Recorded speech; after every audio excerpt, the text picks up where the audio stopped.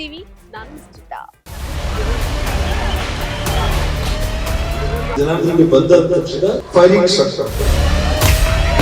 Mind set ಯಾವ ತರ ಅವ್ರು ಹೇಳಿ ನಿಮ್ಗೆಲ್ಲ ಗೊತ್ತಿದೆ. ಅವ್ನು ನೀಚ.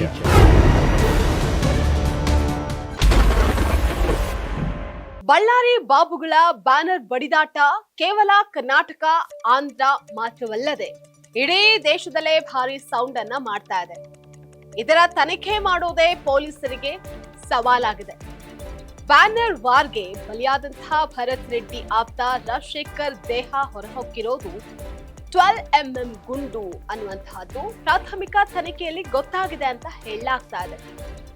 ಆದ್ರೆ ಇಡೀ ಪ್ರಕರಣದ ಪ್ರಮುಖ ಆಧಾರ ಇದೆ 12mm ಗುಂಡು. ಯಾಕಂತ ಅಂದ್ರೆ ಈ 12mm ಗುಂಡು ಯಾರ ಬಂದೂಕಿನಿಂದ ಬಂದಿದೆ ಅನ್ನುವಂತಹದ್ದು ಮುಖ್ಯ ಆಗತ್ತೆ. ಯಾಕಂದ್ರೆ ಇದು ಯಾರ ಗನ್ನಿಂದ ಹಾರಿದೆ ಅನ್ನುವಂತಹದ್ದು ಗೊತ್ತಾದ್ರೆ ತನಿಖೆ ಮತ್ತಷ್ಟು ವೇಗವಾಗಿ ನಡೆಯುತ್ತೆ.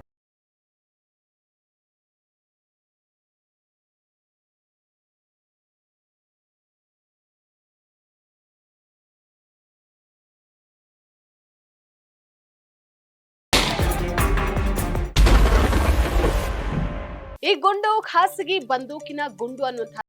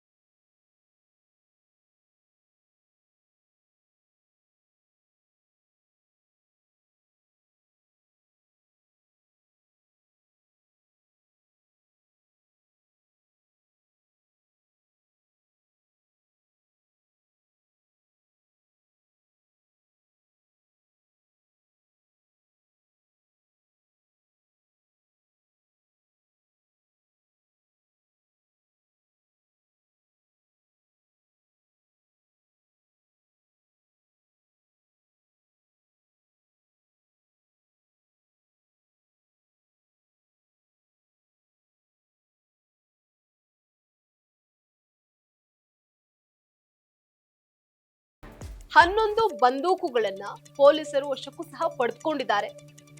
ಈ ಪೈಕಿ ಯಾರ ಬಂದೂಕಿನಿಂದ ಬಂದಂತಹ ಗುಂಡು ರಾಜಶೇಖರ್ ರೆಡ್ಡಿ ದೇಹವನ್ನ ಹೊಕ್ಕಿದೆ ಅನ್ನುವಂತಹದ್ದನ್ನ ಪತ್ತೆ ಹಚ್ಚೋದಕ್ಕೆ ಪೊಲೀಸರು ತನಿಖೆಗೆ ಮತ್ತಷ್ಟು ವೇಗವನ್ನ ನೀಡಿದ್ದಾರೆ. ಈ ಪ್ರಕರಣ ಸಂಬಂಧ 4 ಪ್ರಕರಣ ಪ್ರತ್ಯೇಕ ದೂರುಗಳು ದಾಖಲಾಗಿವೆ. 3 ಕಂಪ್ಲೇಂಟ್ ಆಗಿದೆ, 1 ಸೋಮೋಟೋ ನಾವೇ ದಾಖಲಿಸ್ಕೊಂಡಿದ್ದೀವಿ. ಆಮೇಲೆ ಯಾರು ಪ್ರೈವೇಟ್ ಗನ್ಗಳು ಫೈರ್ ಮಾಡಿದ್ರೆ ಆ ಗನ್ಗಳನ್ನ ನಾವು ಆಲೇ ವಶಕ್ಕೆ ಪಡ್ಕೊಂಡಿದ್ದೀವಿ.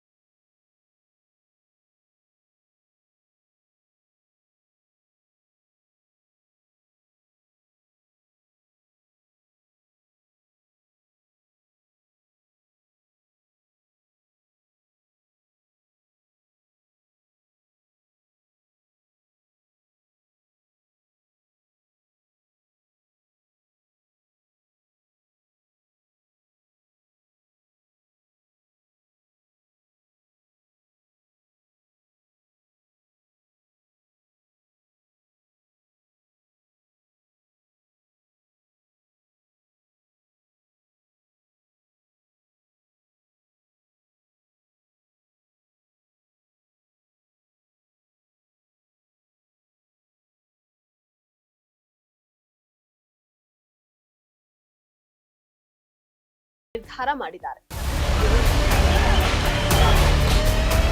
ಜನಾರ್ದನ್ಗೆ ಬಂದ ತಕ್ಷಣ ಫೈರಿಂಗ್ ಸ್ಟಾರ್ಟ್. ಮೈಂಡ್ ಸೆಟ್ ಯಾವ ತರ ಅವ್ರು ಹೇಳಿ ನಿಮ್ಗೆಲ್ಲ ಗೊತ್ತಿದೆ. ಅವ್ನು ನೀಚ.